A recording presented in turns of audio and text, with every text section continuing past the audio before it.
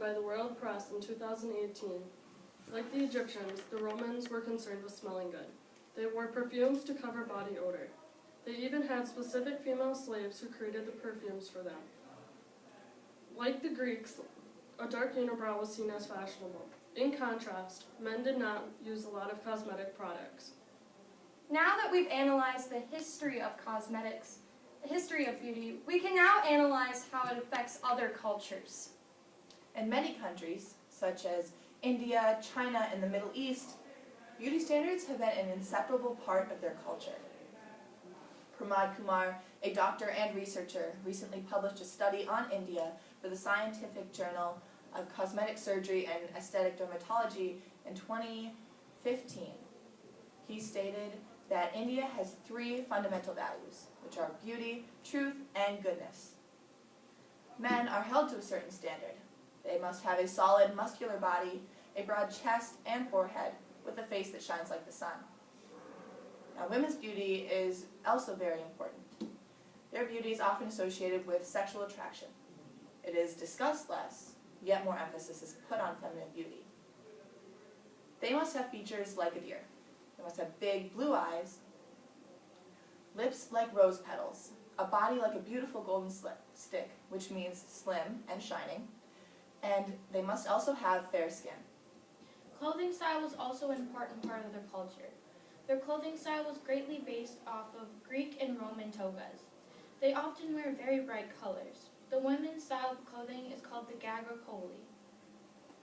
In an article written by Amanda Foreman, a writer for the Smithsonian, a network of research databases, published in 2015, states that in China, foot binding was a big practice for centuries. It started with the celebrities of the time. This practice was extremely painful, but it was done multiple times because women with tiny feet were seen as more attractive and greatly admired by men. It became a requirement to fit in, even though it was very painful. Foot binding would begin at the age of 5.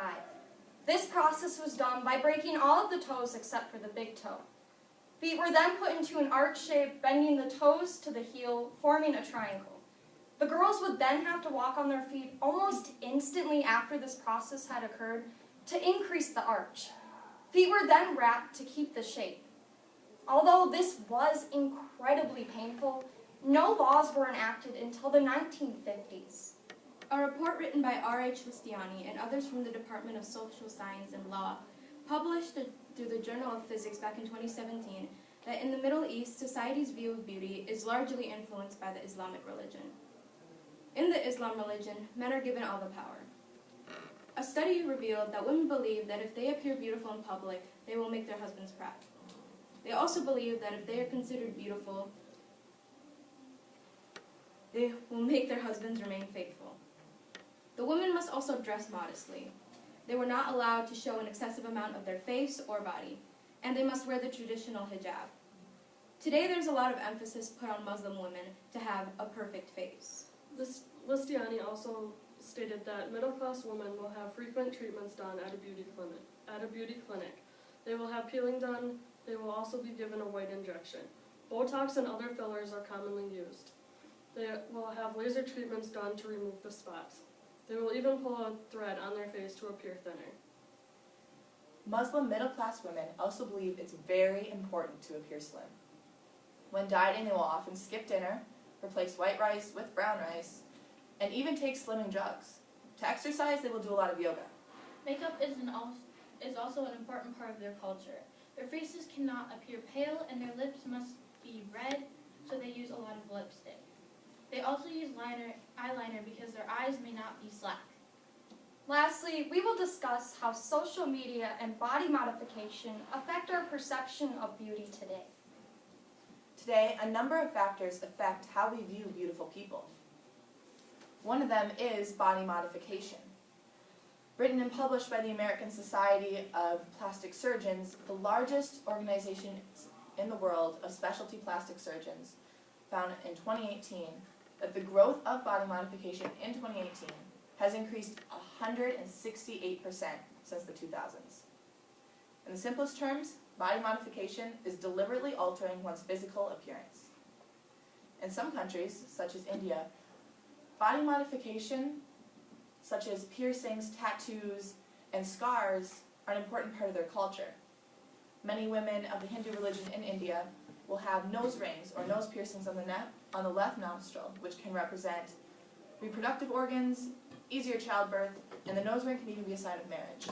In African cultures, elders or religious leaders will scar the young adults' faces. This is according to an article written by Laurie St. Neon, a professional body modification artist with 20 years experience and internationally known as an expert in the body piercing industry, as published on December 10th of 2011. It states that scarification is a process where the skin is cut or burned in a tattoo-like design. This happens in many African or dark-skinned cultures because of the increased melanin in the skin. In the United States, the newest trend are soul tattoos. Soul tattoos are hand-poked tattoos with a healing or kiki with a customized design. Soul tattoos are used as a catalyst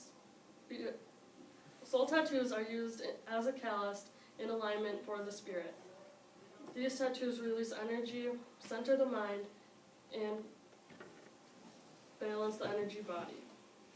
Another form of body modification is plastic surgery.